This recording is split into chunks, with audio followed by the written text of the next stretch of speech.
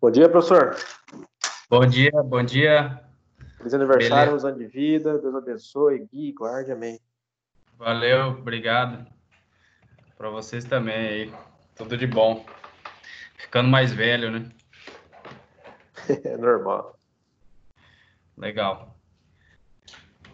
Vamos lá. Hoje a gente vai começar a falar dos mamíferos, tá? Vocês estão conseguindo ver os slides? Sim, aqui sim. Então, beleza. Só um minutinho.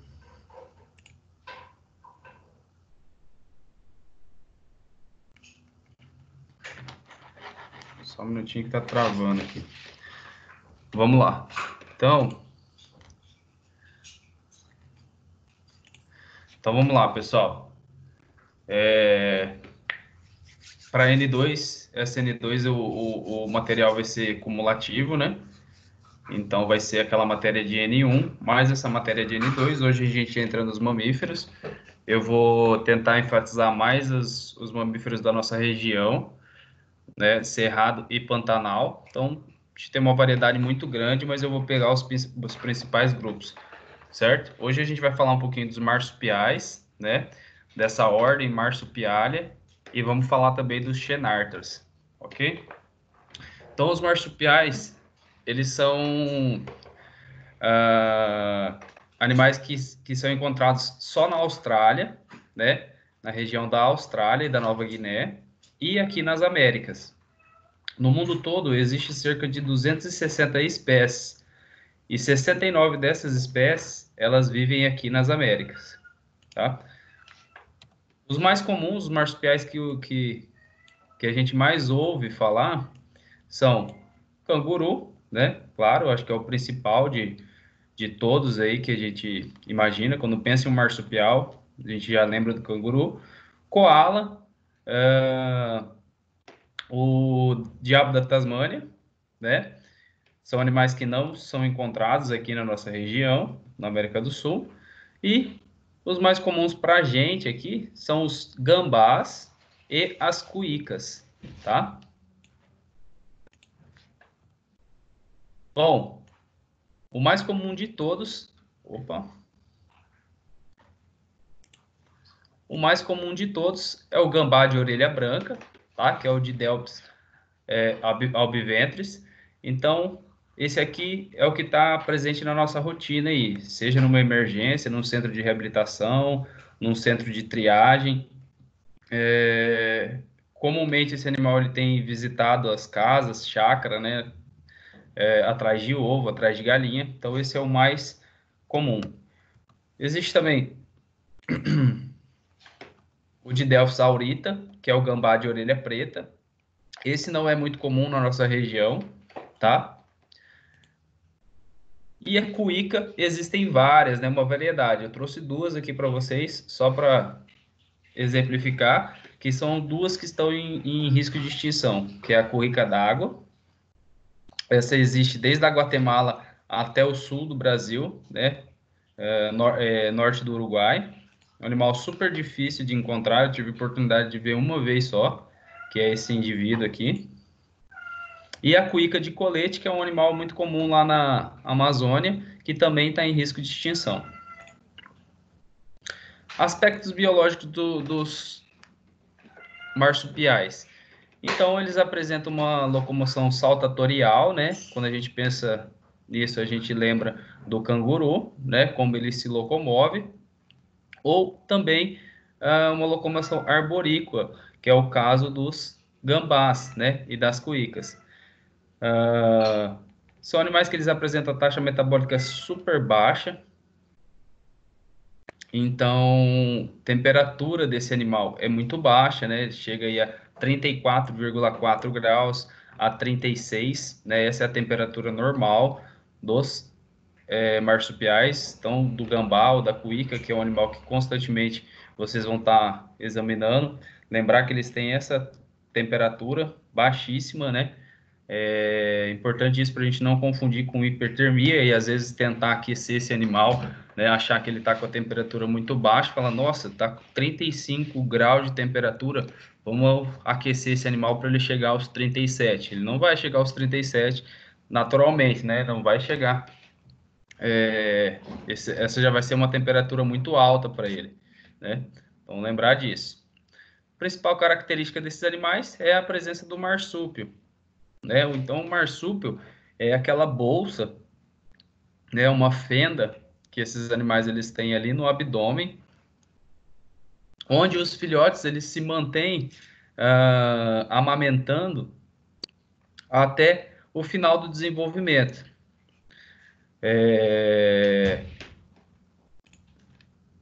Normalmente esses animais eles vão nascer em um estágio embrionário, tá? Então, essa é uma característica evolutiva que as fêmeas elas se adaptaram, né, para prevenir gasto de energia. Então, esses animais eles gastam mais energia com a lactação e desenvolvimento dos filhotes do que com a gestação. Então, por cerca de 8 dias, o animal ele já sai do sistema reprodutor, né, do útero ali, sai pelo canal vaginal e ele vem se arrastando, né? A fêmea ela vai adquirir uma postura de encurvatura, né? E esse animal ele vem se arrastando do canal vaginal até o marsúpio, tá? E aí ele se adere a uma mama, onde ele fica por um longo período mamando, né? Até que ele esteja desenvolvido já o suficiente para se desprender da mãe. Então, normalmente eles nascem com esse aspecto aqui, tá? Como vocês podem ver na foto aqui. É um estágio quase que embrionário na real, né? Praticamente um embrião. 8 dias, né? O filhote ele vai ter.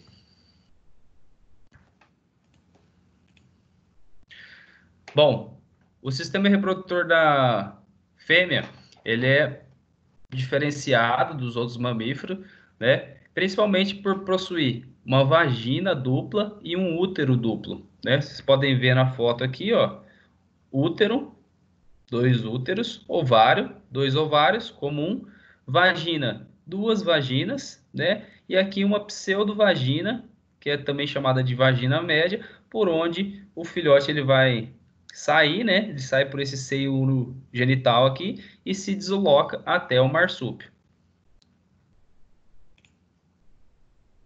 Como eu falei para vocês, os marsupiais eles priorizam a lactação ao invés da gestação, né? Então eles gastam menos energia com a gestação para depois ter um gasto maior de energia, né? Se vingar os filhotes com a lactação e criação deles, né? Isso é uma estratégia que as fêmeas elas acabaram adotando para quê? Para economizar energia, né? E conseguir se reproduzir muito mais em um período menor de tempo, né? Então, se ela tem algum problema de aborto, por exemplo, ou os filhotes, por alguma eventualidade, acabam morrendo, rapidamente ela consegue ter uma nova gestação, né?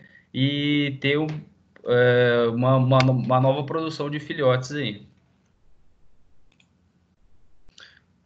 Normalmente, os filhotes eles mamam por cerca de 48 dias, tá? Mas eles ainda continuam junto com as suas mães por cerca de 80 a 90 dias. Então é muito comum a gente ver fotos como essa rodando pela internet, né? Ou até mesmo quem já teve a oportunidade de ver esses animais em vida livre, né? Mora em chácara ou em fazenda, com certeza já deve ter cruzado com um animal desse, com uma fêmea com filhotes, né? Então a gente observa eles todos grandinhos assim, né? Amontoados em cima da mãe. E aí, consequentemente, depois desse período aqui, 80, 90 dias, eles acabam se desprendendo, né? A mãe acaba soltando eles, né? Assim que surge a oportunidade de um cair, desse tamanho que ele já consegue sobreviver, tá? Já consegue se alimentar, já consegue se esconder de predador, já está um animal esperto para sobreviver em vida livre. Então, como que funciona o nascimento desses animais? Algumas horas antes do parto, a gente começa a perceber que a mãe ela está tendo alteração comportamental, né? Então ela vai começar a preparar aquela bolsa dela, né, o marsúpio, para receber esses animais, né? E aí ela começa também a ter contração abdominal. Mais ou menos a cada 4 segundos ela tem uma contração abdominal, e aí no momento certo ela adquirir aquela postura, né, uma postura curvada que eu falei para vocês, que isso vai diminuir a distância entre a vulva, por onde os animais eles vão sair, e o marsúpio, né, a bolsa. E aí esses animais, quando eles saem, né, por esse canal e eles começam a se arrastar até a bolsa, eles vão se aderir numa teta, né, num mamilo ali, e aí só vão sobreviver aqueles animais que conseguirem chegar para mamar, né? E aí, normalmente, também sobrevive a quantidade de filhotes de acordo com o número de mamas funcionais que aquela mãe vai ter, tá? Então, se ela tem lá, já é um animal idoso que por acaso teve uma mastite e uma teta não está funcionando, né? Não está tendo leite, aquele animal que teve o azar de se aderir ali, ele consequentemente não vai conseguir sobreviver.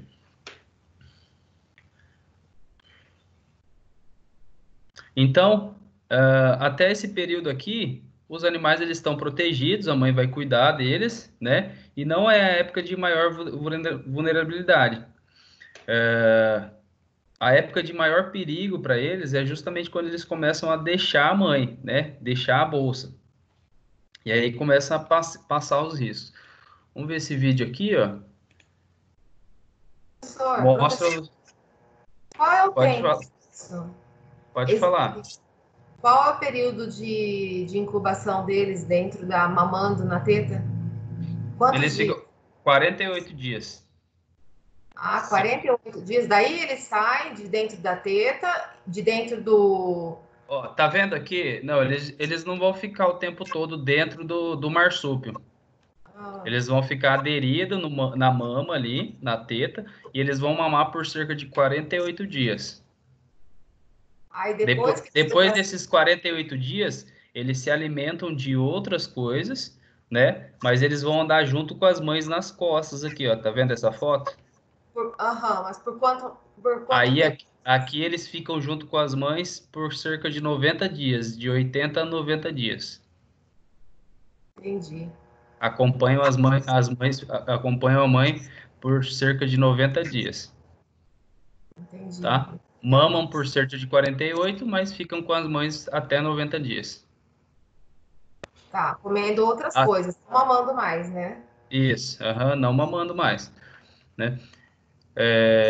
Então aqui vocês vão perceber nesse vídeo que eles estão mamando, mas eles já estão tudo grandinho, então já não cabe dentro do marsúpio, né? Eles ficam meio pendurados ali por fora, na cavidade abdominal, né? Fica nas costas, né? E se sentir vontade de mamar, corre ali na mama funcional. Ó,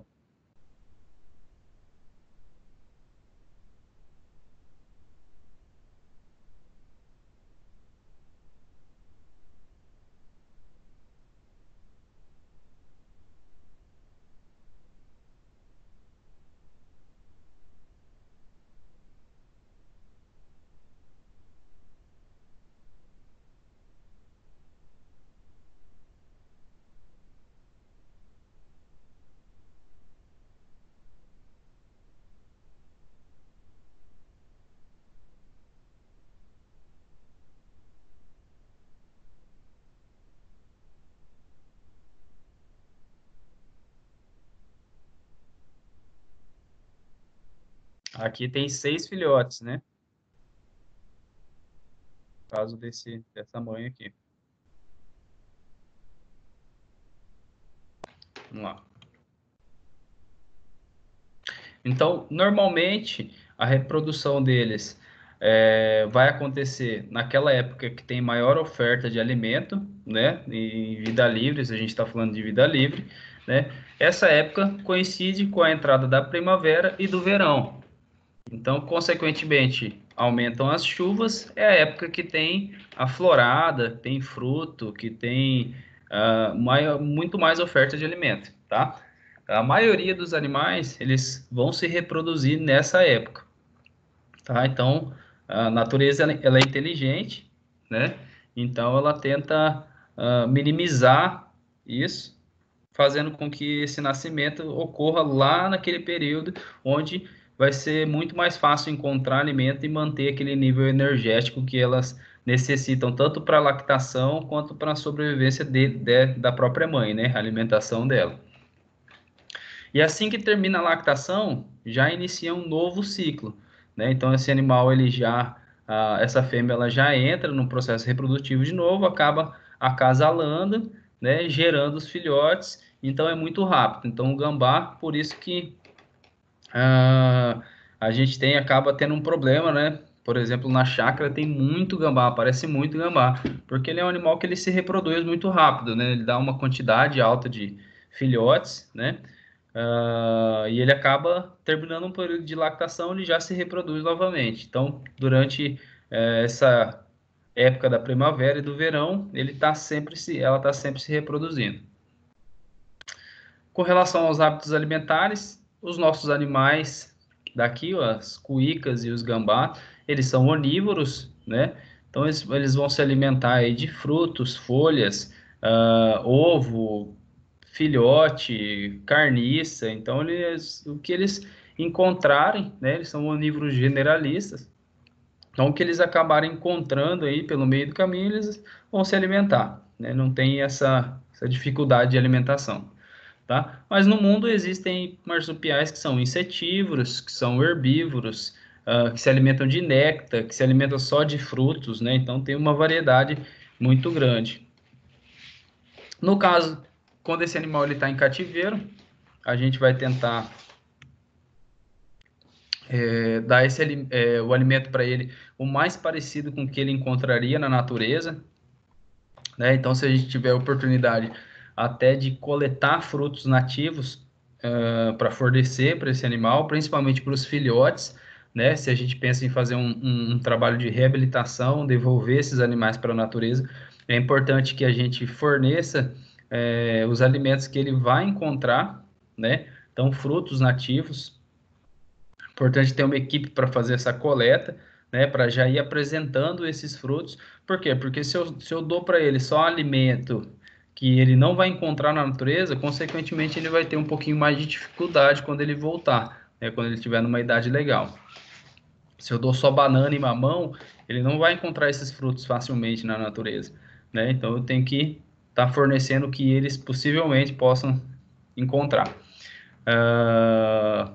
Eu posso também estar adicionando aí, né, nessa alimentação deles em cativeiro, proteína, carne, um pedacinho de carne, ou até mesmo ovo, né, filhotinho de neonato, né, filhote de camundongo, insetos, né, quando a gente falou de biotério, mostrei aqueles insetos que a gente produz no biotério, tenébrio, grilo, barata, né, e até formulações comerciais, as rações, né, de cão, pode estar sendo fornecida para esses animais como um suplemento aí, um reforço dessa alimentação. Professor, é Opa! verdade que eles se alimentam de escorpião? Sim, se alimentam de insetos, né? Serpentes, escorpiões, vou falar disso daqui a pouquinho. Essa é a importância ecológica deles. Tá bom. Bom, no caso desses animais em cativeiro, é importante a gente lembrar do comportamento deles, né? Que eles têm um comportamento arborícola. Agora eu estou puxando mais para os nossos marsupiais daqui, da nossa região, né? Então, gambás e cuícas. Lembrar que eles são animais arborícolas, né? Então, eles têm esse costume de estar escalando, subindo em árvores, galhos. Então, quando esse animal está em cativeiro, eu tenho que lembrar disso e tenho que proporcionar nesse recinto um local adequado para que ele se sinta bem, se sinta seguro, né? Então, lembrar que tem que ter bastante enriquecimento ambiental dentro desse recinto, né? A gente pode construir tocas como essas aqui, ó, né? A gente faz de madeira, né? Um local onde ele pode estar se abrigando aí. Normalmente na natureza ele procura ambientes como esse, né? Ocos de árvore para estar repousando, para estar dormindo, né? Normalmente ele dorme durante o dia e se locomove durante a noite, né? Ele tem esse hábito noturno. Então, durante o dia, ele procura um local assim, escurinho, fechadinho, para dormir o dia inteiro. Durante a noite, ele sai para se alimentar, para forragear. Então, é legal se esse animal tiver em cativeiro, que eu prepare um recinto como esse, né? Uma caixinha de madeira, de repente com uma abertura lateral, onde eu posso estar monitorando esse animal, né? Principalmente se ele tiver com algum problema, tiver que fazer um tratamento e eu tiver que estar manipulando ele sempre para fazer um curativo ou uma medicação. Importante ter um local de fácil acesso, né? Uma caixa dessa com uma tampa, onde eu posso estar visualizando ele assim que eu necessitar. A literatura recomenda que se o animal ele for menor que 20 centímetros, um recinto de 1,1 metro e 20 já está legal, né? E se ele for maior que 20 centímetros, um recinto aí de 1,8 metros, tá? 1,80 metro já é um recinto bacana, tá? O que a gente não deve esquecer é do enriquecimento ambiental e principalmente desse abrigo, tá? Onde a gente consegue improvisar ali para que o animal ele se sinta mais confortável, seguro, não fique exposto, principalmente durante o dia. Se o animal está numa gaiola, né, que é o caso da quarentena, aquelas gaiolas de 1 por 1 que eu mostrei para vocês, muitas vezes não tem como a gente colocar um abrigo desse, né, a porta ela é pequenininha, a gente pode estar colocando uma caixa, né, pode ser uma caixa de papelão, pode ser uma caixa de plástico, uma caixa onde ele consiga entrar e se esconder ali dentro. Tá? É muito melhor do que deixar o animal exposto. Até a recuperação dele, se ele estiver doente, machucado, ela é muito mais favorável.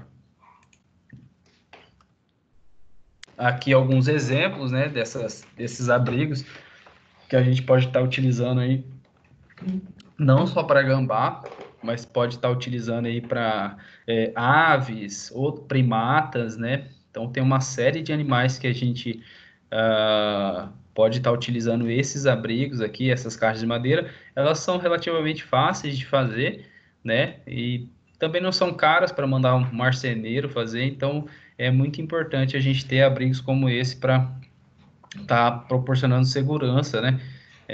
Para esses animais. Com relação à contenção, a gente falou disso na aula de aquela introdução, né? Esses animais, eles são um pouco agressivos, né? A gente tem que tomar cuidado, principalmente com as presas dele, né? O tamanho do canino desse animal, então imaginar que tomar uma mordida não é uma coisa muito interessante, né? Mas eles são animais relativamente fáceis de a gente manipular, né? Então, se eu quero retirar ele de algum local, ou até mesmo de dentro da gaiola, a melhor maneira é eu retirando ele, pegando ele pela cauda, né? Então, se vocês perceberem, a ponta da cauda ela não tem pelo, né? Então, é um local que facilita a gente memorizar por onde eu capturo esse animal. E sempre que ele vai se locomover, né? Seja se a gente encontrar ele numa escola, se a gente encontrar ele em qualquer lugar, ele sempre se locomove com essa cauda direcionada para trás, né? E aí, se eu quero retirar ele, fazer a locomoção desse animal, eu seguro na ponta da cauda, levanto ele do chão, pronto, esse animal está contido. O que eu tenho que tomar cuidado? Que esse animal é um animal escalador, arborícola, né? Então ele vai escalar pelo próprio corpo aqui, subir e provavelmente se a pessoa que estiver manipulando não tomar cuidado, ele facilmente consegue alcançar a mão desse manipulador e morder, né? Então a gente tem que tomar cuidado com isso. Então, quando eu estiver contendo esse animal pela ponta da cauda, eu presto atenção no posicionamento dele. Se eu vejo que ele está tentando se escalar pelo próprio corpo, eu dou uma chacoalhadinha levemente, né? Que ele logo volta para essa posição aqui, normal, tá? E a gente consegue fazer a manipulação. Se eu preciso fazer um exame mais físico, né? Se eu preciso fazer um exame físico nele, um exame mais... precisa aferir temperatura, batimento cardíaco, trocar um curativo ou aplicar uma medicação, eu tenho que conter a cabeça desse animal, né? Então, eu posso jogar um pano aqui ou eu posso com a própria mão, né, segurar atrás da nuca aqui, do pescoço e polegar o indicador na base da mandíbula, conseguindo imobilizar a cabeça, tá? O principal mecanismo de defesa deles é a mordida. Então, é isso que eu tenho que tomar mais cuidado, tá? Casos comuns com esses animais, traumatismo. Então, isso é uma coisa que, normalmente, quando a gente está trabalhando em um CETAS, um centro de reabilitação, chega muito animal machucado, tomou um tiro, tomou uma paulada, né? Como no caso dessa foto aqui, tomou um chute ou o carro atropelou. Então, o traumatismo é o que mais aparece, né? As pessoas elas não gostam desses animais porque acham que eles são parecidos com ratos, ou por falta de informação, por não conhecer. Muita gente nem sabia que o gambá ele é um marsupial. Então, algumas pessoas já foram levar esse animal para mim lá no CRAS e eu mostrei para ele, você sabia que isso é um marsupial, que não sei o quê? Então as pessoas elas ficam admiradas quando a gente mostra o marsúpio, como que funciona, como que é essa bolsa, né? Aquela abertura que tem no abdômen. Então as pessoas elas acham super interessantes quando acaba tendo um contato assim com o animal, mas antes disso elas têm um pouco de repulsa e acabam algumas pessoas machucando, dando uma paulada, né, dando um chute, etc. Então é muito comum um traumatismo nesses animais, tá? A gente tem que lembrar que eles têm um benefício ecológico, né? Então não é à toa que eles existem. Eles fazem o controle, né, de insetos. Então eles se alimentam tanto de escorpião, a Carla acabou de perguntar isso uns minutos atrás, né? Então é verdade, eles se alimentam, né, não só dos escorpiões, como lacraias, outros insetos que não têm veneno, né? E serpentes também, eles se alimentam de algumas serpentes. Então, eles fazem o controle populacional desses insetos, desses animais peçonhentos, tá? Então, é a importância de a gente preservar esses animais. Eles, normalmente, quando a gente tem um contato com eles, uma visualização, ele viu um ser humano, ele vai querer ir embora, ele vai querer fugir, vai subir para uma árvore alta, né? Nunca ele vai atacar vocês, a não ser que você tenta pegar ele em um canto, acuar ele, né, em cima de uma árvore, um local que ele não consegue fugir. Aí ele vai tentar se defender, pode ser que aconteça algum incidente. Mas o comportamento normal dele é encontrar um ser humano, bater em retirada, tentar fugir, né? Não ficar ali por perto marcando bobeira, porque ele sabe que ele é muito mais fraco do que um ser humano, que ele está passando por um risco. E olha uma coisa interessante desses animais: eles são imunes a picadas de insetos, né? Então, no caso, escorpião, o veneno do escorpião, o veneno da jararaca, são toxinas que para eles não tem efeito nenhum. Então, se eles tomarem uma picada de escorpião ou tomarem uma mordida de jararaca, por exemplo, eles não vão ter nenhum problema, nenhum efeito colateral, nada, porque eles são imunes a essas toxinas, tá?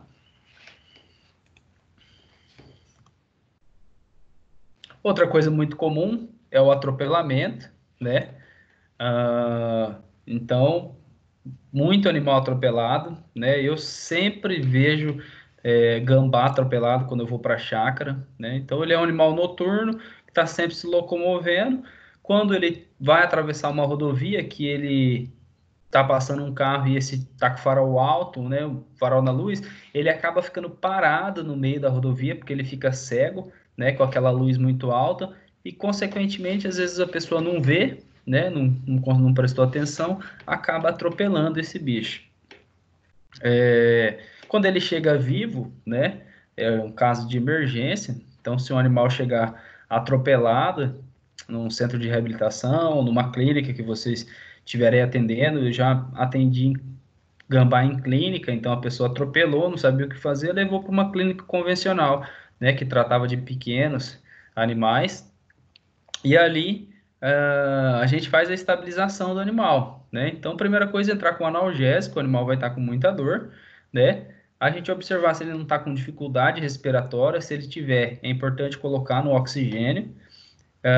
Então, eliminou a dor, colocou esse animal no oxigênio, é importante fazer uma fluidoterapia também, porque ele pode estar hipovolêmico, né? E fazer, consequentemente, os exames complementares ali, principalmente o raio-x e o ultrassom, para ver se não teve lesão, rompimento de algum órgão, fratura, né, de algum osso, tá?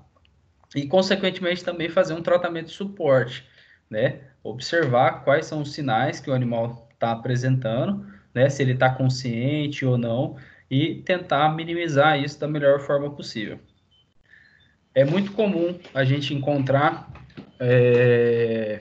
fêmeas atropeladas, né? Como essa foto aqui.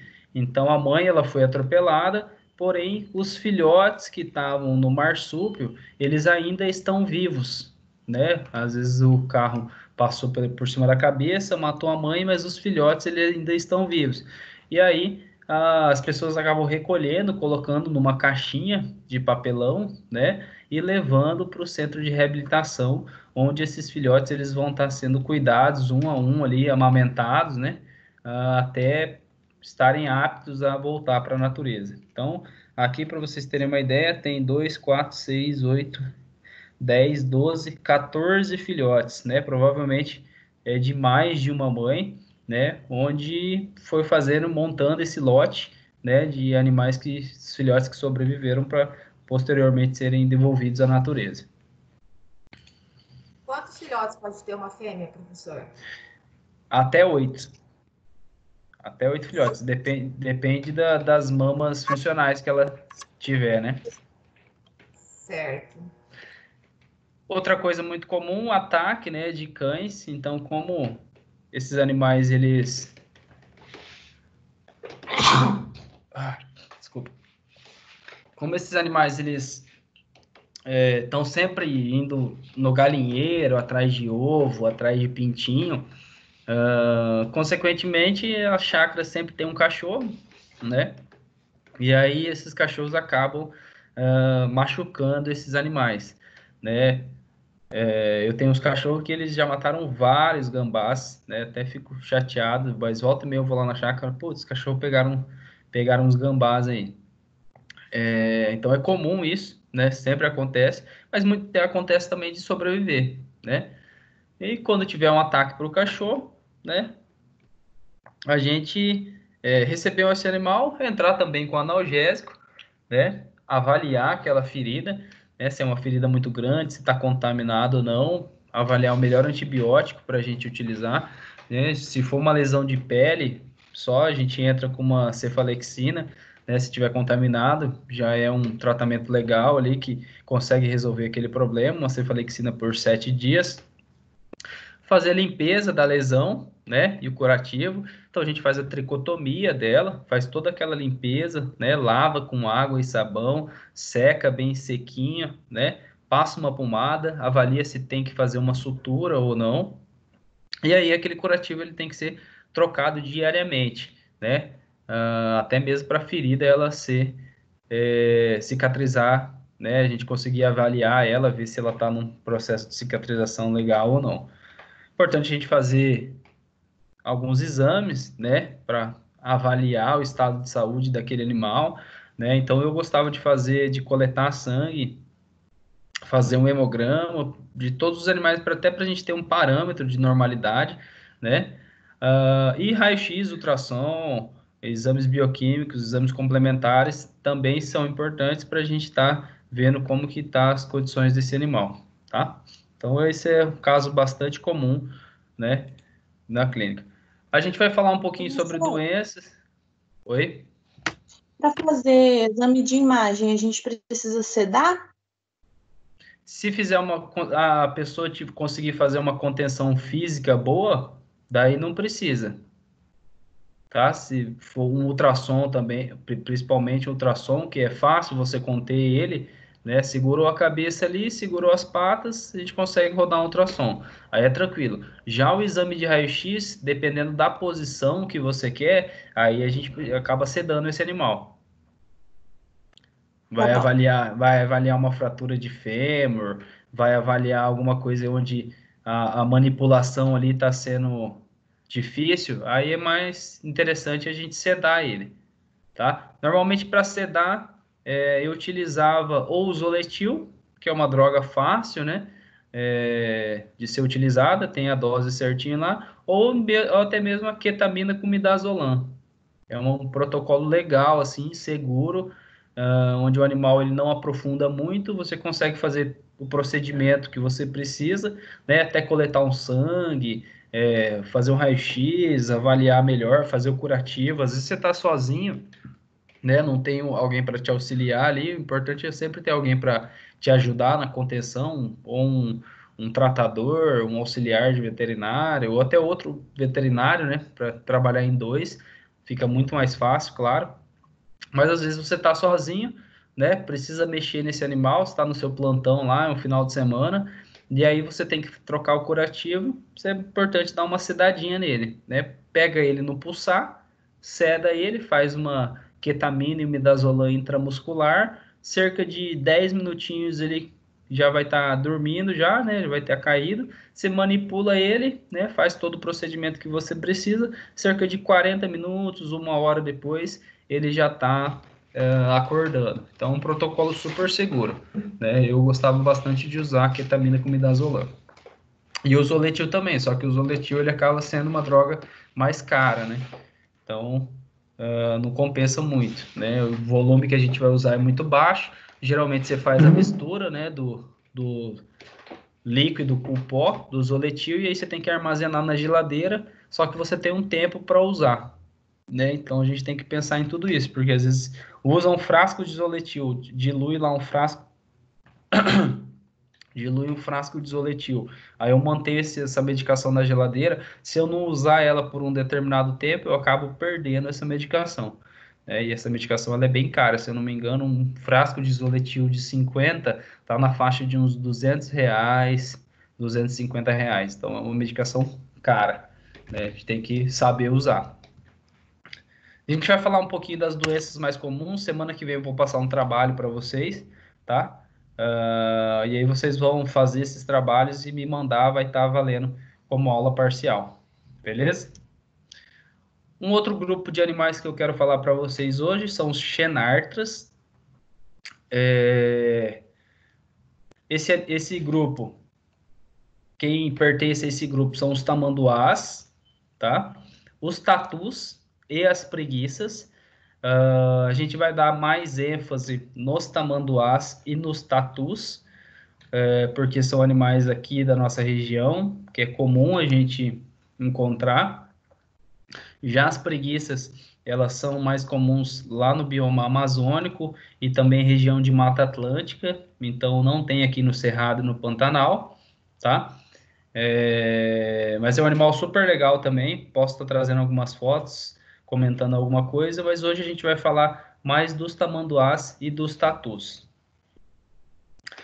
Então, os xenartras, eles são animais daqui da América do Sul, né? Então, a origem deles é aqui, desse nosso continente, né? A gente tem um exemplo aí muito interessante que eu gosto de citar, que é o tal da preguiça gigante, né? Esse animal ele foi encontrado ali em Bonito, né? O fóssil desse animal foi encontrado ali em Bonito, dentro da gruta do Lago Azul. Alguns já devem ter ido visitar, outros já devem ter escutado falar dessa gruta, então é um ponto turístico super conhecido.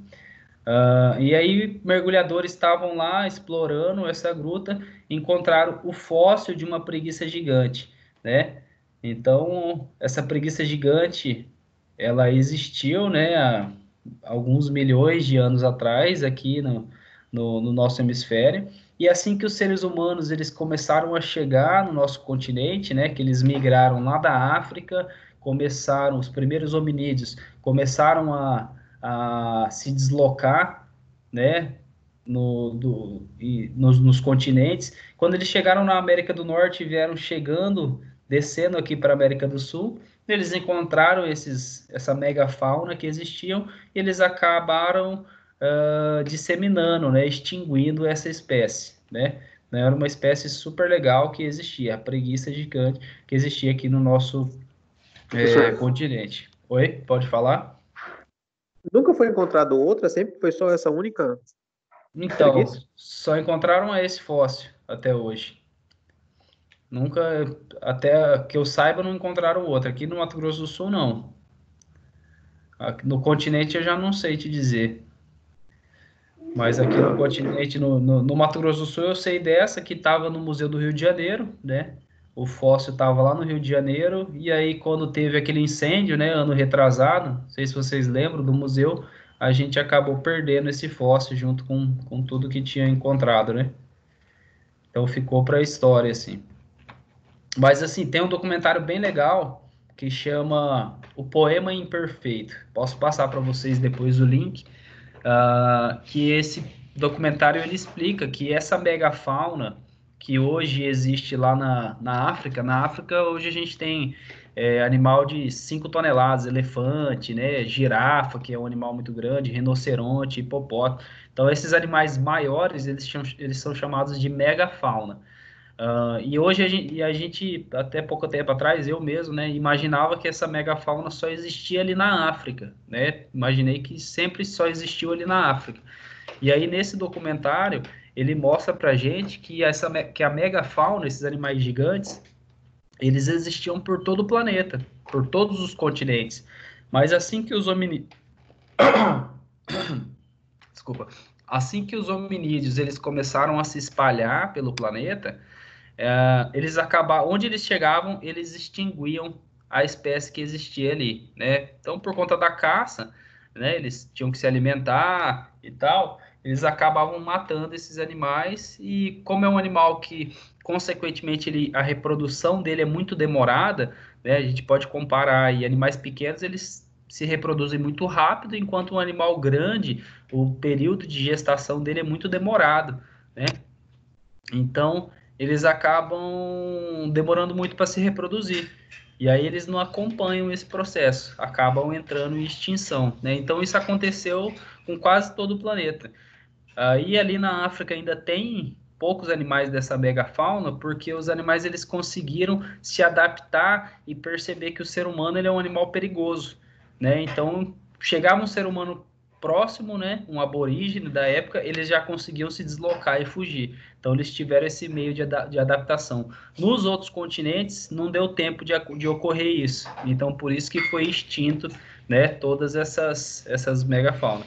Tem uma história que o pessoal, os guias lá de Bonito, eles contam que, junto com essa preguiça gigante que foi encontrado lá na Gruta do Lago Azul, eles encontraram também um tigre dente de sabre, né?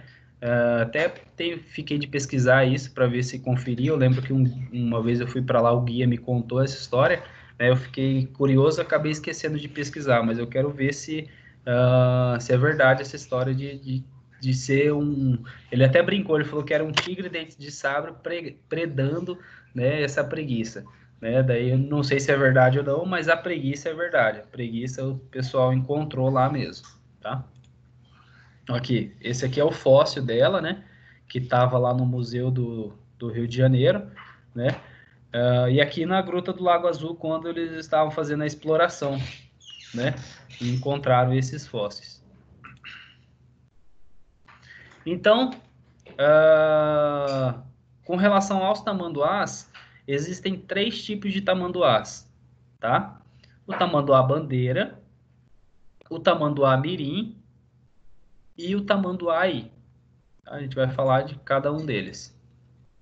Então, uma característica comum entre os 3 tamanduás, independente do tamanho, né? mas eles vão apresentar essa característica do focinho longo, né, e cônico, um olfato super aguçado, né? Então lembrar que esses animais eles são forrageadores, então eles estão sempre cheirando o chão, né, por onde eles passam, atrás de quê? Atrás de insetos. Então essa é a alimentação dos tamanduás, eles são animais insetívoros, né? Eles vão estar se alimentando aí de formigas e cupins, essa é a maior parte da alimentação deles, né? E aí, para eles se alimentarem desses insetos, eles se adaptaram, né? Tiveram um processo de evolução onde eles conseguiram adaptar a cavidade oral, né? O aparelho ali da cavidade oral, principalmente a língua, né? E a glândula salivar deles, eles conseguiram adaptar de uma forma onde facilitasse essa apreensão de alimento. Então, eles apresentam uma língua que, dependendo do animal, pode chegar até 60 centímetros, né? Então, imagina um tamanduá bandeira adulto, que pode chegar aí até 40 quilos, 45 quilos. Ele tem uma língua aí super comprida, que pode chegar até 60 centímetros, tá? E eles apresentam uma glândula salivar super evoluída, onde produz uma saliva super pegajosa, né? Onde eles enfiam essa língua dentro do orifício ali do cupinzeiro ou do formigueiro, e quando eles puxam essa língua de volta, os insetos eles grudam, né? Eles colam nessa língua, nessa saliva super pegajosa. Então fica fácil eles conseguirem se alimentar dessa forma. Então eles vão só enfiando a língua nos orifícios ali, quando ele puxa os insetos, eles já vêm colado nessa língua e fica fácil eles se alimentarem. Tá de espirrar.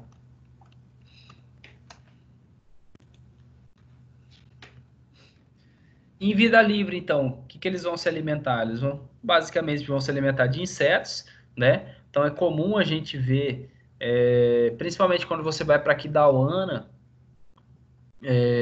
ali tem muito tamanduá, quando você sobe por Pantanal ali, por Aquidauana, né? Aquidauana, Anastácio, passa um pouquinho de Anastácio, você vê muito tamanduá naquela região, né? Consequentemente, a gente vê bastante animal atropelado, isso é ruim, né? Essa parte é a parte triste, né? E aí esses animais, eles vão se alimentar basicamente de cupins e formiga. Então é normal a gente ver tamanduá atrás dos cupinzeiros ali. Normalmente ele vai num cupim, começa a mexer, se alimenta um pouquinho, e aí quando as formigas elas começam a se movimentar, né? Porque elas tentam se defender também, então elas começam a se movimentar e picar o tamanduá, ele rapidamente já se desloca para outro cupinzeiro. E aí ele passa a noite inteira fazendo isso, né? Ele é um animal que ele tem hábito noturno e crepuscular, então um trabalho já mostrou que ele tem um horário de atividade mais ou menos até as 8 horas da manhã, né, das 5 da tarde até as 8 da manhã, que é o horário que eles se movimentam mais, tá? E os tamanduá-mirim, eles vão se alimentar daquele cupinzeiro arborícola, né? Vocês já devem ter prestado atenção, tem algumas árvores que elas têm um torrão de terra, a gente pode chamar assim, né? Esse é o cupim favorito que eles gostam de se alimentar, né? Lembrar que eles têm o hábito arborícola, né? Aqui é um tamanduá-mirim com o filhote nas costas, né? Se alimentando aqui então de cupim. Só para vocês terem uma ideia, um tamanduá-bandeira, ele costuma, né, segundo a literatura, tem um artigo bem legal, postei para vocês lá, fala da alimentação desses animais. Um tamanduá-bandeira, ele come cerca de 35 mil insetos por dia, né? Enquanto um tamanduá-mirim se alimenta de cerca de 9 mil insetos por dia, tá? Que é um tamanduá-mirim e um cupim que a gente retirou. Então, em cativeiro, a gente tenta alimentar esses animais com aqueles alimentos que eles encontrariam na natureza, né? Segue essa lógica para todos os animais. Então, no caso dos tamanduás, no caso dos animais insetívoros, a gente tem que ir em alguma fazenda, né? Vai para o mato para retirar esses cupins e trazer para eles fazerem a própria fisioterapia, faz parte da reabilitação, né? Como é um animal que ele está cativo, e quando ele fica muito tempo cativo, ele perde massa muscular, né? Perde força nos membros anteriores, e aí ele precisa treinar isso, fortalecer essa musculatura. Então é importante ele estar em contato com esse alimento para quê? Para ele fortalecer. Então aqui ele vai quebrando, né? Tentando quebrar o cupim e ir se alimentando. Então isso é um exercício, é uma forma de enriquecimento ambiental para eles, tá? A gente pode estar fornecendo outros insetos também, né? No caso, aqueles insetos que a gente produz em biotério, como tenébrio, barata, grilo, né? Podemos dar neonato de camundongo, né? Bem pequeno, eles se alimentam também. Então, é mais ou menos essa composição alimentar dele em cativeiro, tá? No caso dos filhotes, né? Muito comum a gente cenas como essa aqui, ó. A mãe foi atravessar a rodovia, consequentemente foi atropelada, né? Tomou ali uma pancada na cabeça e o filhote ele sobreviveu porque ele estava nas costas da mãe. Então, de alguma forma, ele conseguiu sobreviver. Ele é encontrado. Acho que está queimando o negócio ali. Ele é encontrado, né, na rodovia, do lado do corpo da mãe, né? Muitas vezes chega filhotes assim, né? Peladinhos ainda, bem novinho, questão de dias. E aí esse animal ele tem que ser amamentado, né? Até ele conseguir se alimentar sozinho, tomar o leite na vasilha, se alimentar de alguns insetos, e aí a gente mostra um cupim para ele, né, para ele conseguir praticar ali, conseguir fazer aquele exercício, quebrar o cupim, isso vai um tempo. E aí normalmente a gente faz uma vitamina para ele, dá um leite, né? Existem várias formulações. Oi? Esses animais filhotes que são resgatados e vão para o cativeiro, eles conseguem ser reinseridos na natureza? Então, se fizer um trabalhinho bem feito, eles conseguem. Mas, assim, o trabalho de reabilitação, a gente até fala para os estagiários, né? Para quem trabalha no centro de reabilitação. A gente tem que evitar pegar esses animais no colo, tratar como animal doméstico, sabe? Evitar tratar como animal doméstico. Então a gente evita pegar ele no colo, evita ficar conversando próximos dele, para quê? Para ele não se acostumar, né? Então normalmente a gente vai amamentar, a gente amamenta assim, ó, sem conversa, né? Uma mamadeirinha, silêncio, coloca ele num ambiente onde seria parecido com que ele ficaria no dorso da mãe, e aí amamenta ele de uma melhor maneira possível para ele não se acostumar. E aí, quando eles forem soltos, eles normalmente vão ser soltos em fazendas, onde são fazendas parceiras, e aí todos da fazenda, todos que trabalham, geralmente é uma fazenda bem afastada da cidade, para não ter risco desse animal ir aparecer na cidade, né? E aí o pessoal da fazenda acaba ajudando a cuidar, né? E ver se ele vai sobreviver ou não. Então, normalmente o processo de reabilitação que o pessoal faz é assim, né? Pega o animal filhote, tenta criar ele o mais silvestre possível, mesmo amamentando ele na mão, mas tentar manter um distanciamento, né? Para não, porque se a gente acostuma esse animal muito com o ser humano, pega no colo, faz carinho, conversa, trata como se fosse um cachorro filhote de casa.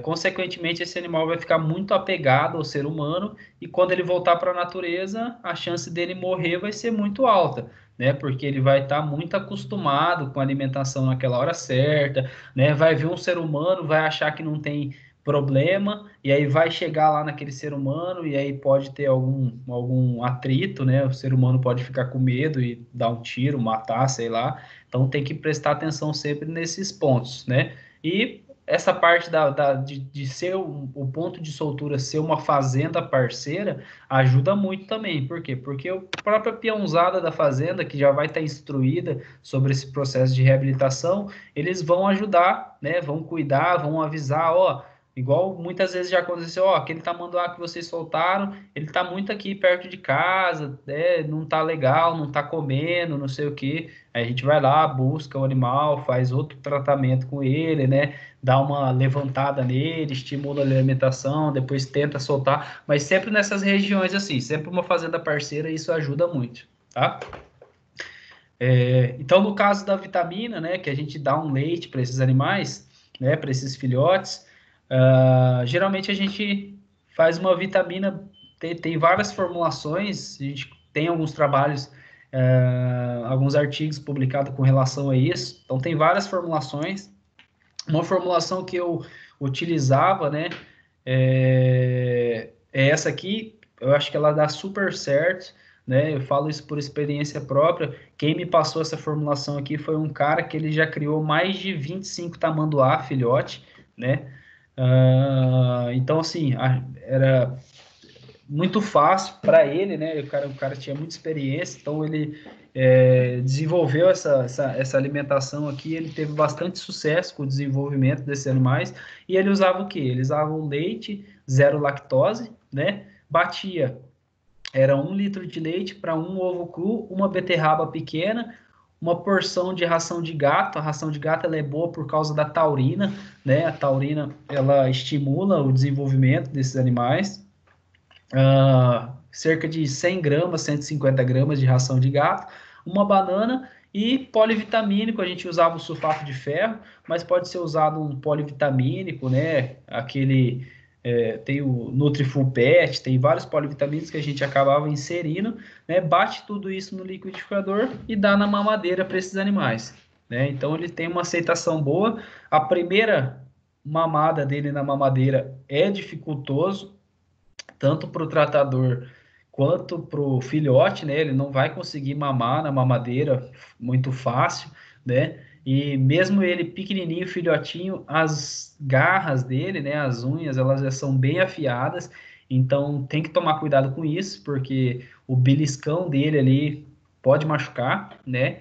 E isso acaba atrapalhando ali na hora que for fornecer o alimento para ele, tá? Mas é bem tranquilo, né? Passam uns 3, 4 dias, o animal ele acaba se acostumando e aí facilita o trabalho, esse processo de amamentação. Depois de um tempo, ele já vai começar a mamar na mamadeira, né? Esse aqui é o seu Genivaldo, ele era um tratador, trabalhou mais de 20 anos no CRAS, né?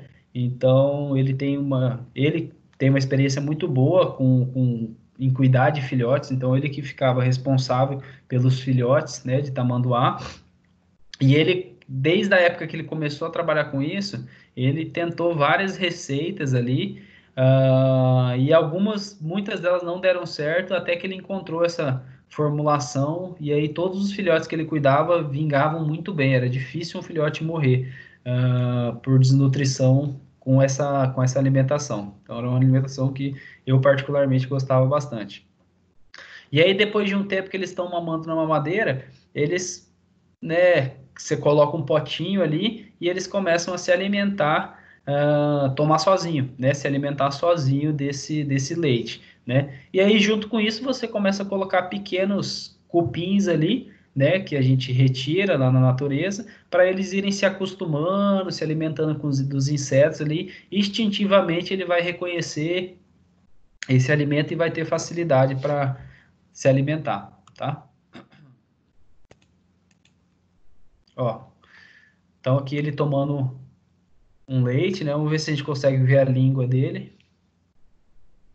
Só para vocês terem uma noção. Um vídeo bem rapidinho. Aqui é dentro de uma caixa plástica, né? Então os animais eles ficavam individualizados. Por quê? Porque normalmente um filhote ele vai querer subir no dorso de um outro animal, né?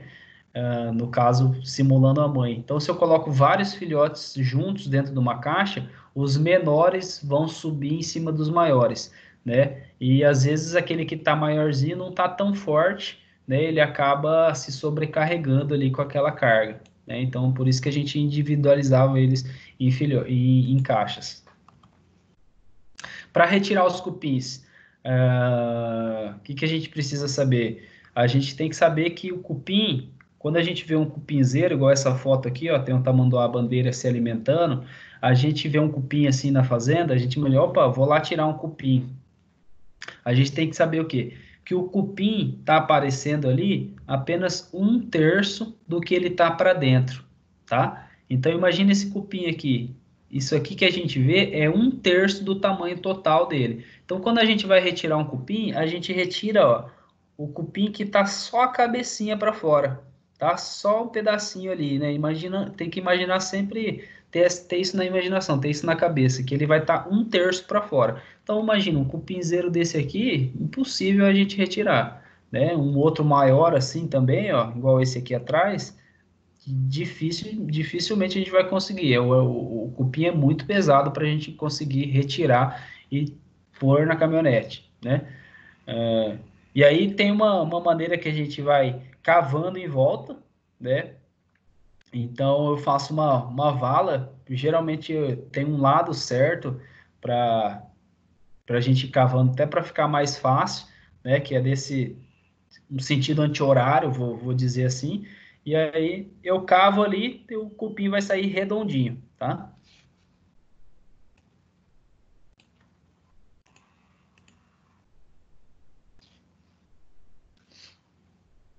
Então a gente fazia isso cerca de uma vez a cada 10 dias, né? Dependia muito da quantidade de tamanduás, filhotes que a gente tinha no centro de reabilitação, mas uma vez por semana, uma vez a cada 10 dias a gente tinha que ir para uma fazenda, né? Uma dessas fazendas parceiras, onde a gente ia lá e trazia uma quantidade X de cupinzeiro. Então, ó, cavou por baixo, cavou em volta, né?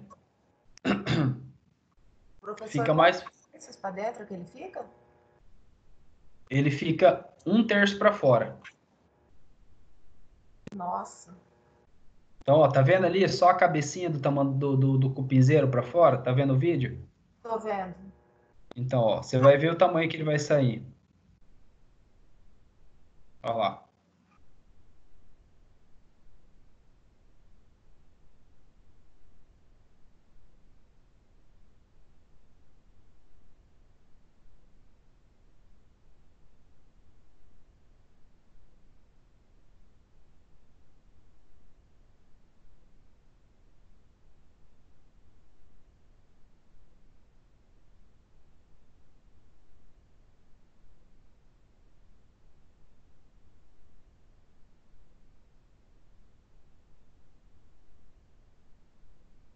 Ó, sai redondinho,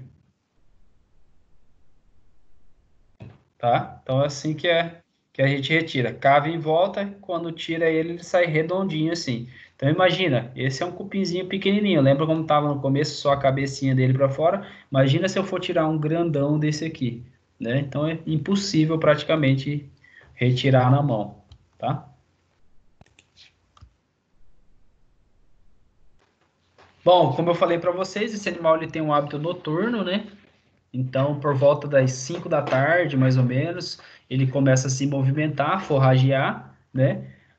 Ir atrás de alimento. E aí, quando no outro dia de manhã, por volta das 8 horas da manhã, né? O sol esquentou, ele acha um local onde ele vai se abrigar, né? E aí, como que ele se abriga? Ele dorme o dia inteiro, ele se enrola, ele dá uma enroladinha e o tamanduá-bandeira, ele tem o costume de jogar a cauda dele, né? Que é por isso esse nome dele, por conta dessa cauda que parece uma bandeira, ele joga essa cauda por cima dele, né? Então ele fica camuflado, né? Essa foto eu peguei na internet, não tá uma foto muito boa, mas aqui, ó, a gente vê um tamanduá dormindo. Então ele se enrola, joga a cauda por cima dele, né? E ali ele tira o cochilo dele durante o período do dia, né? Do dia inteiro, né? Aí de noite ele volta a forragear, tá? Então ele tem esse costume de dormir durante o dia e forragear durante a noite. Importante a gente saber como que esses animais eles se defendem, né? Então qual que é o mecanismo de defesa dele, né? Importante a gente saber isso para manusear, fazer o manejo, né? Saber como ele se defende para a gente se proteger. Então tem que lembrar que eles se defendem com as garras, né? O famoso abraço de tamanduá. Então, se a gente sabe disso, a gente vai trabalhar da melhor forma possível para evitar esse tipo de problema.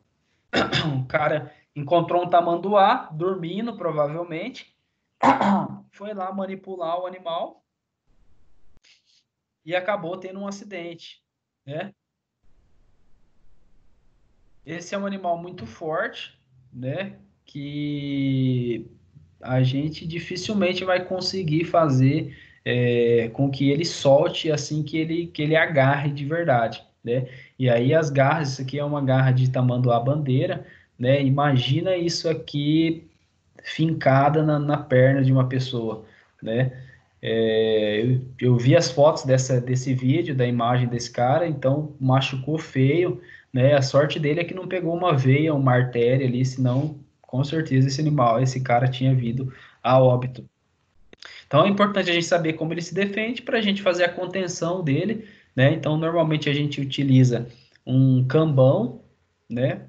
É, onde a gente vai tentar imobilizar ele através dos membros ali, né? O ideal seriam duas pessoas com dois cambões, né, para um pegar em cada membro, e aí a gente consegue chegar nesse animal com mais segurança para aplicar, por exemplo, um anestésico, né, sedar esse animal para fazer o procedimento que a gente precisa. Lembrar que é um animal que ele não é agressivo, mas se ele se sentir acuado, consequentemente ele vai se defender, vai se proteger, e aí não é bom a gente brincar nem vacilar, porque o acidente é um acidente feio caso aconteça. Então, para a gente conhecer um pouquinho dos tamanduás, né? Esse é o tamanduá bandeira. É um animal que ele está presente aí desde o sul da Guatemala, né? Até o leste do Uruguai. Então, toda essa região aqui tem tamanduá bandeira, né? Um animal que, nossa, eu particularmente gosto muito, é um animal muito interessante, muito bonito. Aqui no Parque dos Poderes tem um indivíduo, né? Inclusive agora colocaram algumas placas, né? Para quem avistar, tem um número para mandar fotos e tal. Então, é um animal super tranquilo, é um animal que ele não ataca ninguém, ele é super pacífico, né? Então, se você avistar um animal desse, você consegue tirar uma foto de longe bem tranquilamente, deixa esse animal se alimentar, porque não tem perigo nenhum, embora ele é um animal bastante grande, né? Não vai ter perigo nenhum, tá? Lógico, não vou lá passar a mão dele, chegar perto, né, tirar uma selfie com o animal abraçado, óbvio que não, né, mas uma distância aí, 20 metros, você está seguro com certeza. É um animal que ele pode chegar até 2 metros de comprimento, né, essa medida da ponta do focinho até a ponta da cauda, né, então é um animal bastante comprido, e pode chegar ao peso aí de até 45 quilos, tá? E é um animal que ele não possui dimorfismo sexual. Então, a gente, olhando visualmente, né, visualmente a gente não consegue diferenciar o macho da fêmea, né? São animais que o macho ele vai apresentar testículo intraabdominal, então a gente só consegue diferenciar se é macho ou fêmea depois que a gente seda, né, anestesia esse animal e manipula o órgão genital ali. Tá? Então, o macho, ele vai apresentar o testículo intraabdominal, como eu falei para vocês, e ambos, né, tanto o macho como a fêmea, ele vai apresentar uma fissura genital, tá? Só que a fissura genital, essa fenda genital da fêmea, ela é muito maior, e quando a gente manipula, a gente consegue observar isso, ela é muito maior comparada com o macho, tá? Então a gente só consegue identificar se ele é macho ou fêmea através da manipulação. Então esse aqui é uma fêmea, tá? Aqui é a entrada do ânus e aqui a fenda genital e aqui o macho, tá? O órgão copulador do macho. Os filhotes, eles mamam até os 8 meses de idade, tá? mas eles ficam pendurados na mãe até mais ou menos 1 ano, e mesmo depois que eles se desprendem da mãe, né, que eles já estão adolescentes, né, a mãe já não aguenta mais carregar eles nas costas, eles se desprendem, mas eles acompanham a mãe por até 2 anos de idade, né, então eles ficam ali naquela mesma região, tá? Naquela mesma área de uso, né, sempre se encontrando. Alguns trabalhos de telemetria, tem um trabalho super legal que é o Bandeiras e Rodovia. Eles fazem um trabalho com monitoramento desses animais, né? E alguns trabalhos mostraram para a gente que a atividade deles é das 19 às 8 horas da manhã. Então, esse é o horário de maior atividades. E que eles utilizam em uma área de vida de até 25 quilômetros, tá? Então, essa é a área que eles utilizam aí para se reproduzir, se alimentar e etc. Esse é um outro tamanduá, tamanduá mirim, né? Então, o primeiro é o tamanduá bandeira, esse segundo aqui é o tamanduá mirim. O tamanduá mirim, ele vive aqui, né, na América do Sul, né, no leste dos Andes. Quem não sabe o que é a Cordilheira dos Andes, ela é o maior aglomerado de montanhas, né, que pega ali na costa oeste, né, da América do Sul. Então, o tamanduá-mirim, ele só existe no leste dos Andes, né, até o norte da Argentina. Ele é um animal que ele tem um comportamento arborícola, né? Lógico, a gente vai encontrar esse animal no chão também, né? Porque ele se desloca, mas onde ele se sente seguro mesmo é em cima das árvores. Então, sempre que você vê um tamanduá-mirim no chão, se você chegar perto dele, ou ele vai adotar essa postura aqui, né, de defesa, onde ele fica em pé, apoiado na cauda, né, se preparando para dar um abraço, né, assim que ele se defende também. As garras dele são um pouco menores do que o tamanduá-bandeira, mas ele é um animal tão perigoso quanto, né. Inclusive, eu tinha tratadores que trabalharam comigo, que eles acabavam falando que o tamanduá-mirim ele é até mais perigoso que o tamanduá-bandeira, né? Ele é um animal que ele pode chegar aí até 77 centímetros de comprimento, o corpo dele, né? E a cauda até 77 centímetros. E o peso dele vai variar aí de 5 a 8,5 kg, tá? Comportamento arborícola, como eu falei para vocês, então a preferência dele é com relação aos cupinzeiros de árvore, né? Então ele vai preferir esses cupinzeiros arbóreos do que aqueles cupinzeiros terrestres, tá? E um outro tamanduá é o tamanduá-aí, que esse é o menor tamanduá do mundo. É um animal que tem uma distribuição que vai desde o México, do sul do México, até aqui no Brasil, tá? Ele não é muito comum, mas ele é comum na região da Amazônia e Mata Atlântica, né? Os trabalhos que existem com esse animal hoje de uma pesquisadora chamada Flávia Miranda, ela é do Instituto Tamanduá, né? Um instituto que estuda esses animais, referência no Brasil, e ela estuda esses animais, né? Ela já conseguiu classificar 6 subespécies de tamanduá-aí, tá? Então é um animal super interessante. Eu vi uma vez na vida esse animal, né? Quando eu trabalhei no norte, tive a oportunidade de ver um indivíduo, 2 indivíduos, na verdade, nossa equipe não conseguiu capturar, ele é muito rápido, né? E a gente viu ele subindo num galho e de repente sumiu o animal, então nós não conseguimos capturar ele, um animal muito rápido mesmo. E um outro indivíduo acabou aparecendo, né, machucado, e infelizmente veio a óbito, não conseguiu sobreviver. Então é um animal super difícil de ver, super raro, né? E não tem tantos estudos assim com relação ao comportamento, etc. Agora, com essa pesquisadora, né, que tem o pessoal tem conseguido descobrir algumas coisas sobre ele. Então, é um animal super pequeno, chega aí até 45 centímetros, né, 450 milímetros, 45 centímetros, né, de comprimento o corpo, e a cauda dele até 26 centímetros, né, lembrando que ele tem uma cauda prênsil, né, assim como o tamanduá mirim também, né, então a cauda prênsil é uma cauda onde ele consegue se segurar com essa cauda, né, então se ele for cair, ele enrola a cauda no galho, mais um mecanismo de segurança que ele tem aí para conseguir se locomover nas árvores, né, no alto das árvores. E é um animal que ele vai pesar aí até 400 gramas, né? Então é um animal super leve, bem pequenininho, tá? Muito legal. Tenho vontade de trabalhar com esse animal ainda.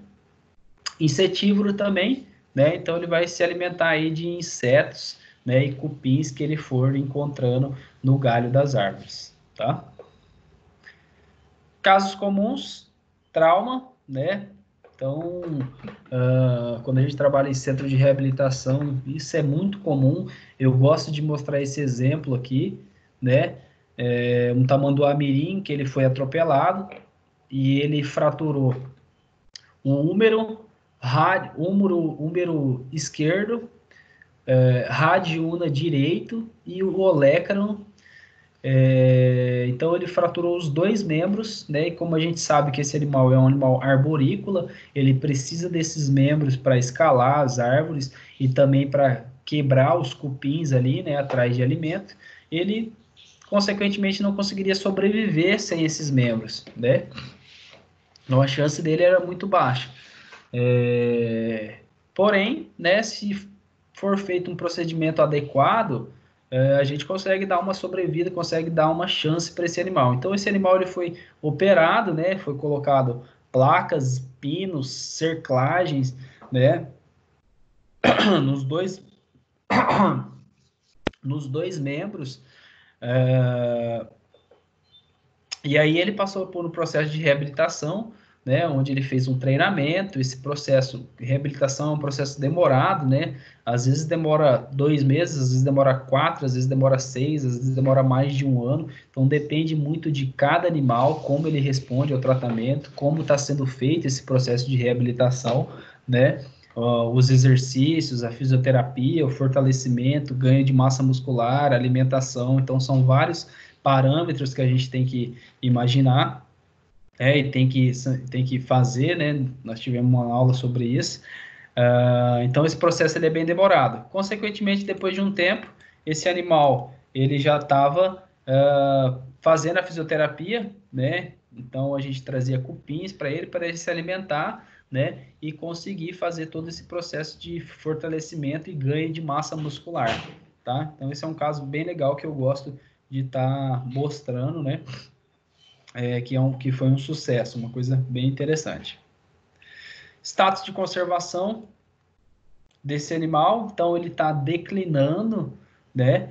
Então, cada dia que passa, a quantidade de indivíduos, ela vem só diminuindo, né? Então, é um animal que ele está ameaçado, né? Daqui mais alguns anos, corre o risco de não existir mais esse bicho, né? A gente não conseguir mais ver tamanduás, né? Então, o status dele cada vez menor, né? Tem diminuído. Isso por quê? Por conta das ações antrópicas, né? Diminuição de habitat, né? Então, cada vez mais a gente tem desmatado, né? Diminuindo essa região onde eles vivem, né?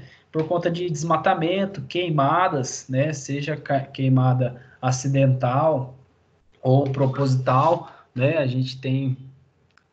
você viu no ano passado no Pantanal o quanto que não pegou fogo. Então, imagine quantas espécies, né, de animais que não morreram. Fora isso, o uso indiscriminado com inseticidas, né? De inseticidas em lavouras, né, pastagens, isso acaba cupim. Então, assim... Eu já vi trabalho em São Paulo, se eu não me engano era em São Paulo, em uma fazenda foram encontrados não sei quantos tamanduás. Aí fizeram a necropsia, acho que eram 16 tamanduás, fazenda muito grande. Fizeram lá um estudo, descobriram que era por conta da alimentação. Então, Nessa fazenda era jogado veneno para matar as formigas e os cupins, né? Então, eles borrifavam veneno dentro dos cupinzeiros. Consequentemente, os tamanduás iam se alimentar, acabavam se intoxicando, né? E aí, nisso, vinham a óbito, né?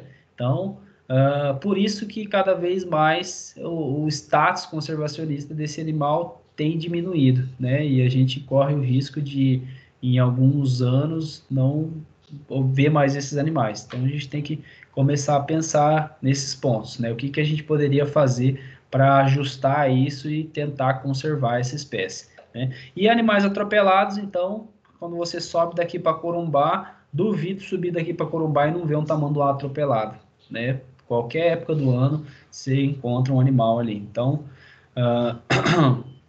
a gente tem que rever esses conceitos e pensar o que pode ser feito.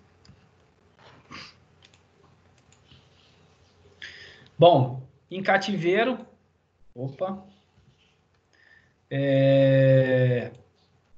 importante a gente ter um recinto adequado, né? Então, no caso do tamanduá-bandeira, um recinto de 80 metros quadrados é um recinto legal, né? Um recinto de 80 metros quadrados não é um recinto muito grande, é um recinto mediano, assim.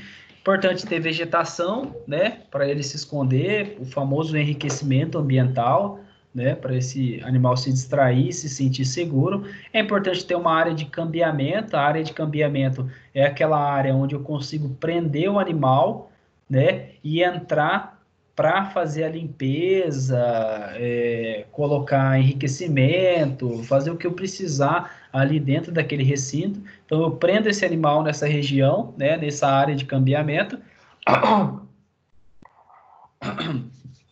para que eu possa entrar com segurança dentro do recinto e não acontecer nenhum acidente. Alergia. E no caso dos tamanduás meninos, lembrar que eles têm comportamento arborícola, né? Então, é um animal que facilmente vai conseguir escalar a tela. Então, tem que ser um recinto fechado em cima, né? Com uma cobertura, no mínimo uma altura de 3 metros. E o tamanho total do recinto, 15 metros quadrados, já é um recinto bacana já, tá? Para manter esse animal. Coleta de material. Então, para a gente coletar sangue desses animais, a gente vai precisar sedar eles, né? Sedou, né? Fez a contenção com o cambão, aplicou o anestésico que você vai utilizar, ou um zoletil, ketamina imidazolã, ketamina e xilazina, depende do seu protocolo, né? O protocolo que você tem em segurança, existem vários protocolos. E aí, sedou esse animal, a gente vai coletar da safena medial, né? Então, vocês conseguem observar aqui, ó, fiz a tricotomia, muitas vezes nem é necessário fazer a tricotomia, a gente fazia só para ajustar, visualizar melhor esse vaso, mas esse é um vaso super calibroso, né? É óbvio que nem todos os animais vão ser dessa forma, né? Uns a gente vai ter mais facilidade de visualizar, outros menos, né? Mas anatomicamente ela vai estar na mesma região, né? Então essa é a safena medial, tá? É o vaso que normalmente a gente coleta sangue desses animais, né? Tamanduá-bandeira e tamanduá-mirim, tá? Existe um outro... Oi? Desculpa. Fazer uso de ketazina com o quê? Que o senhor usa? Ketamina com midazolam. Ketamina com midazolam. Tá, obrigada. Esse é o protocolo que eu gosto de usar, que é um protocolo que é barato e seguro, tá? Então, sedou ele, né, a gente consegue, faz o garrote, faz a tricotomia, asepsia, consegue coletar sangue para rodar um hemograma, fazer uma análise bioquímica, avaliação hepática, renal, né? Então, é bem tranquilo aí, tá? Existe um outro vaso aqui no focinho, né, uma outra veia, que a gente pode estar coletando também. Eu, particularmente, não gosto. Por quê? Porque como ele é um animal forrageador, né, ele tem o olfato muito aguçado e ele utiliza esse olfato, né, para conseguir sentir o cheiro dos alimentos. Eu tenho a impressão de que coletar um sangue aqui, e se eu romper essa veia, vai ficar muito dolorido e vai atrapalhar nesse processo de alimentação dele. Então, se eu estou fazendo a reabilitação dele, eu tento minimizar o máximo possível situações de estresse, né, de dor, de desconforto, para que esse animal ele continue se alimentando normalmente, né, e não decaia naquele tratamento, né. Então, eu prefiro coletar lá da safena medial, tá, ao invés do focinho. Se eu preciso muito coletar, né, e não conseguir coletar desse vaso aqui, óbvio, vou coletar do focinho, né, porque eu não tenho outra opção e eu preciso muito fazer um exame dele para saber como que está o estado de saúde, né, as hemácias, os leucócitos, etc. Então, daí eu posso vir nessa opção, tá? Os membros anteriores, os braços, também tem a cefálica que passa ali, só que ele é um braço muito musculoso, né, então a gente vai ter bastante dificuldade em encontrar esse vaso por conta da massa muscular que esse animal apresenta. Em tamanduá-bandeira, eu particularmente nunca consegui coletar de membro anterior, tá?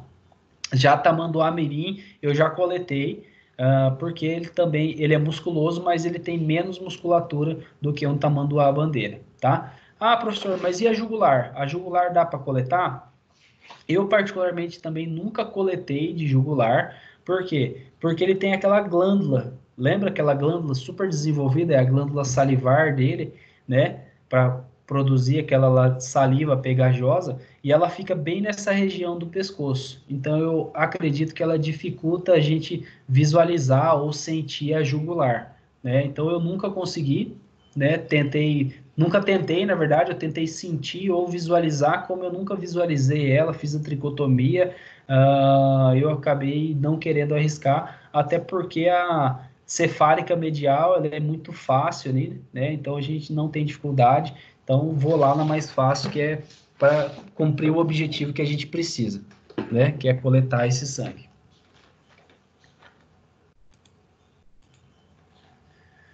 Uma outra família aí, né, que está dentro dos Xenartras, é a família Dasypodidae, tá? Então, essa é a família dos tatus.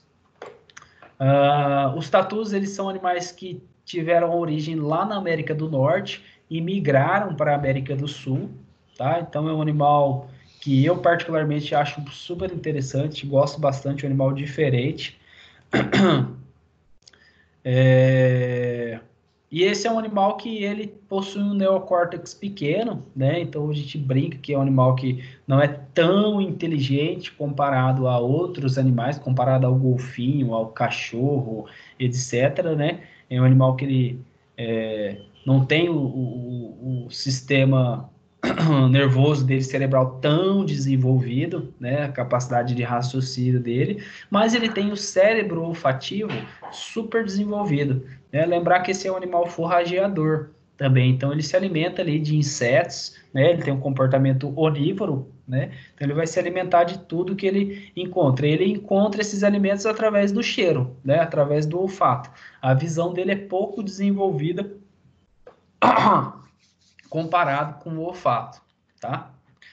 É um animal que ele não possui dentes incisivos ou canino, então a gente pode ficar despreocupado com relação à mordedura, né? Ele não vai morder vocês, assim como o tamanduá, né? Ele também não tem esse mecanismo de defesa, né? A mordida a boca deles é bem pequenininha também, né? Então ele não tem essa abertura nem os dentes para causar dano. E ele tem essa característica de possuir uma armadura óssea, né? Composta por cintas, inclusive a gente diferencia espécies de tatus através da contagem dessas cintas ósseas aqui, ó, né? Então ele apresenta essa armadura óssea aqui, que é uma das características, né? Como se fosse uma carapaça. Então, olha as cintas, aqui são as cintas, né? E aqui, se você perceber, a imagem não ficou boa, mas ela estava cheia de miíase, cheia de larva, de ovo, né? Da mosca, né? Se eu não limpasse isso aqui, daqui uns dias isso aqui já ia se tornar as larvas e uma miíase super feia, né? É um animal que foi atropelado e chegou nesse estado. Vou mostrar aqui, né, existem várias espécies de tatus. Eu vou mostrar algumas, né? Como, por exemplo, esse é o tatu-peba, né? Que apresenta aí o corpo de 40 a 50 centímetros e a cauda vai de 12 a 24 centímetros, tá? É um animal que ele se alimenta de tudo, né? Principalmente de carniça, né? Por isso que ele é chamado de peba, né? Por causa do cheiro dele, carniceiro. Ele pode chegar até 6,5 kg, né? E ele tem uma característica que é apresentar esses pelos claros assim, aqui por cima da carapaça dele, por cima dessa armadura óssea, tá? Então essa é uma característica do tatu peba. Esse é o tatu galinha, né? E então ele é um tatu mais fininho, né? Mostrei uma outra foto dele de pé, sentindo o cheiro das coisas, né? É um tatu muito ligeiro, muito mais difícil de capturar do que o tatu-peba. O tatu-peba ele é meio devagarzinho, meio rebaixado, assim, meio mais lento, né? Já o tatu-galinha não, ele é muito ligeiro, muito rápido. Quem come carne de caça aí, que eu não recomendo, né? Geralmente eles se alimentam desse tatu aqui, né? E já o tatu-peba é um tatu que eles falam que é fedido por conta de se alimentar de carniça e etc, né? Então, geralmente o pessoal acaba comendo esse tatu. Lembrando que os tatus, eles podem trazer várias doenças, tá? Então, não é aconselhável a gente se alimentar desses animais. Lembrar que ele é um animal forrageador, então ele vai estar fuçando tudo que ele encontra no chão, né? É um animal que ele vai apresentar aí um tamanho de corpo até 57 centímetros, né? E a cauda pode chegar até 48 centímetros, dependendo do animal, né? Do tamanho desse animal, um animal mais velho. E pode chegar a um peso aí de até 6,3 kg, tá? Esse é o mais disperso de todos os tatus. Estou mostrando aqui para vocês os mais comuns da nossa região. Os mais comuns são esses dois, tá? Que a gente, onde for, quando você vê um tatu, provavelmente vai ser dessas duas espécies, tá?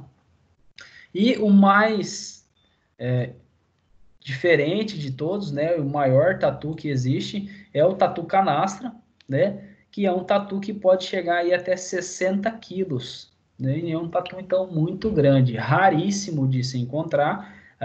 Aqui no nosso estado tem um grupo que é o Projeto Tatu Canastra, que é do Arnaud e do Danilo, né? Eles monitoram esses animais, eles já devem estar monitorando uns 30 animais ali na região do Pantanal, na região de Rio Negro, né? Pantanal de Rio Negro, tem uma fazenda lá que é a Fazenda Bahia das Pedras, onde eles executam esse projeto. E eles capturam esses animais. Lembra que eu mostrei para vocês como que captura, né? Com aquela armadilha chamada Jequi. E aí eles capturam esses animais, colocam um rádio e conseguem monitorar, saber qual que é a área de vida, como que eles andam. Então é um trabalho super interessante, né? Tem página no Instagram, no Facebook. Quem tiver interessado aí, só procurar Projeto Tatu Canastra, tá? Que vocês vão saber mais coisas sobre esse indivíduo. É um indivíduo super legal. Eu tive a oportunidade de acompanhar eles, né, num campo, e conseguiram capturar um, então, pô, um animal que parece meio pré-histórico, assim, meio dinossauro. Super legal mesmo. Como eu falei para vocês, eles são onívoros, né? Então, eles vão se alimentar aí de matéria vegetal, pequenos invertebrados, matéria em decomposição, tá? Então, eles se alimentam, né, do que eles encontrarem, são onívoros generalistas. Um animal que tem uma índole pacífica, né? Então, eles não vão atacar ninguém. Normalmente, quando eles se sentem ameaçados, eles correm para se esconder, né? E o mecanismo de defesa dele é ou se enrolar, né? Igual o tatu-bola, né? Ele vira uma bolinha, se enrola, como ele tem uma armadura óssea ali, ele fica super protegido. Ou se a gente captura ele, né? O tatu-galinha, por exemplo, ele tenta arranhar, né? Então, lembrar que eles são cavadores, né? Então, eles têm as garras ali bem afiadas, né? Então, tomar cuidado com isso. Pegar esse animal na mão, se tiver que fazer uma contenção, né? Lembrar que eles vão tentar se arranhar, fugir, escapar, né? Eles não mordem, mas eles têm uma unha poderosa ali. Esses animais, eles também têm uma taxa metabólica super baixa, né? Então, a temperatura deles pode ser até 34,4, né? Então, é importante a gente saber disso, né? Para quando for medir a temperatura, às vezes o termômetro nem pega essa temperatura e a gente acha que o animal está com uma hipotermia. Então é importante a gente saber que eles têm uma taxa metabólica bem baixa e a temperatura, consequentemente, também vai ser super baixa, tá? Uma temperatura adequada no cativeiro é em torno dos 27, 28 graus, então isso já dá um conforto térmico legal para eles. Lembrar que é um animal que não tolera frio, né? Então, se ele passar por um procedimento cirúrgico ou se tiver na época do inverno, é importante a gente ter um aquecedor, né, para levantar essa temperatura, aumentar ela para pelo menos 27, 28 graus, tá? Lembrar disso. E é um animal que ele vai atingir a maturidade sexual dele de 17 a 20 meses de idade, tá? Então, consequentemente, o processo de reprodução dele não é tão rápido, né, como outros animais, outros mamíferos, tá? É um animal que ele tem tendência a mascarar enfermidades, né? Como os outros silvestres, isso é um mecanismo de defesa deles, né? Então, se eles mostram que eles estão doentes, eles aumentam as chances de predação. Então, eles tentam mascarar o máximo possível. Por isso, a gente tem que estar fazendo observações rotineiras aí com relação à frequência alimentar deles, né? Importante a gente fazer exames laboratoriais para a gente ver se aquele parâmetro está dentro da normalidade. Ok? Bom, hoje a gente para por aqui, tá? Então, vimos sobre os marsupiais e os xenartras. A partir da semana que vem, a gente vai ver outros grupos de mamíferos. Ok, pessoal? Se alguém tiver alguma dúvida, quiser perguntar alguma coisa.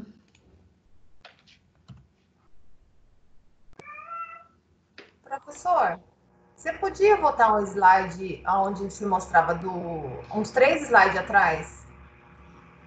Peraí, mais um. Acho que é esse, professor, peraí. Que eu estava anotando isso aí, só um pouquinho. Tá. Esse material eu vou disponibilizar para vocês lá no portal, tá? Já até tem o material lá, mas eu estou atualizando eles, estou colocando mais coisas que estavam faltando, mas eu vou deixar disponível para vocês lá no portal. Tá. Professor, Pode falar? o senhor vai falar sobre o trabalho ou vai ficar para aula que vem? Semana que vem. Ah, tá. Semana que vem eu vou passar um trabalhinho para vocês. Ô, Lucas. Opa. Bom dia. Bom dia. A respeito das doenças que eles portam aí, você sabe me dizer algumas ou não? Vou passar um trabalho sobre isso para vocês. Tá? Ok, obrigado. Nada. Vai ser nossa atividade complementar aí. E por isso a importância da gente não se alimentar desses animais. Vai ser em grupo ou individual? Então, estou pensando ainda. Provavelmente vai ser em grupo, tá? Porque a sala tem 90 alunos. Se eu passar individual, na N1 eu tive um probleminha. Era muito trabalho, passei várias atividades, então ficou muito ruim para corrigir depois, né? Então, eu estou pensando uma maneira de facilitar para vocês e facilitar para mim na hora da correção também. Tá? Eu vou pensar isso essa semana. Semana que vem eu passo essa atividade para vocês. É só dar nota. Oi? Só dar nota e pronto. Só dar a nota e pronto? Não, mas daí fica muito fácil. Professor, no começo da aula, o senhor estava falando sobre, eu acho que alguma coisa sobre prova, não sei o que. Eu não consegui entrar porque eu cheguei 2 minutos, você já tinha começado a aula. Ah, sim, com relação a N2, vai ser matéria cumulativa, tá? Então, a gente vai pegar a matéria de N1 e mais a matéria de N2.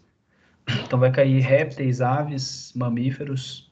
Bom dia, professor. E alguma possibilidade de a gente voltar fazendo as aulas ou não, vai? Até agora eu não estou sabendo, hein, Vinícius?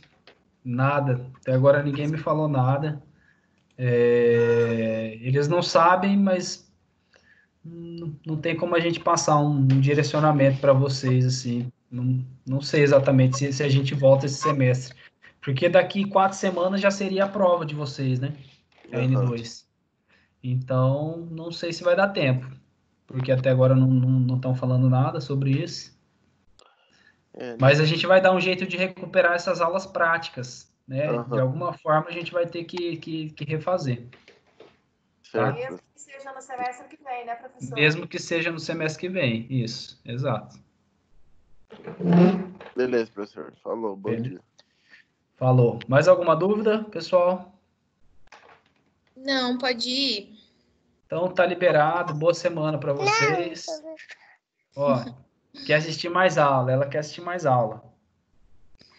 Eu ia falar que não, professor, obrigada, ela falou primeiro que eu. Tá doida para liberar a mãe, ó. Não, ela tá doida para assistir a aula e ficar aqui brincando. Boa semana então, pessoal. Boa semana, professor. Obrigada. Por nada, até mais. Obrigada. Bom dia. Tchau. Tchau.